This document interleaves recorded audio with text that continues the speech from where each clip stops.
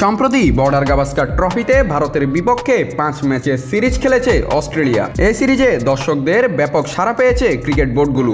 এরই মধ্যে big three Bharat, Australia এবং ইংল্যান্ড টেস্ট ক্রিকেটে 2 স্তরের কাঠামো চালুর পরিকল্পনা করেছে। 2027 সালে আইসিসির ভবিষ্যৎ সফর পরিকল্পনার আগেই এই কাঠামো চালুর উদ্যোগ নেওয়া হতে পারে।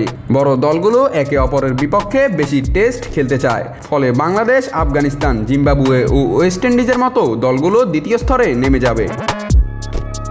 কিন্তু এই প্রস্তাবের বিরোধিতা করেছেন কিংবদন্তি ক্রিকেটার ক্লাইভ লয়েড। এক সাক্ষাৎকারে তিনি বলেন, এ প্রস্তাব একেবারেই বাজে এবং এর ফলে ছোট দলগুলো ক্ষতিগ্রস্ত হবে।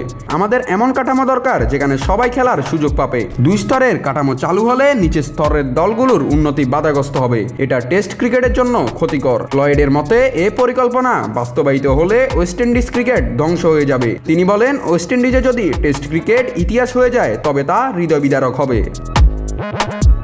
তবে প্রশ্ন উঠছে, টেস্ট ক্রিকেটের ঐতিহ্য কি এভাবেই ধ্বংস হয়ে যাবে? ছোট দলগুলো যদি বড় দলের বিপক্ষে খেলতে না পারে তাহলে কিভাবে উন্নতি করবে? ক্লাইভ লয়েডের মতো অনেকেই এই প্রস্তাবের বিরোধিতা করেছেন। তারা মনে করেন ক্রিকেটের সব ফরম্যাটই গুরুত্বপূর্ণ, আর সমান সুযোগ ছাড়া ক্রিকেটের প্রকৃত সৌন্দর্য নষ্ট হয়ে যাবে।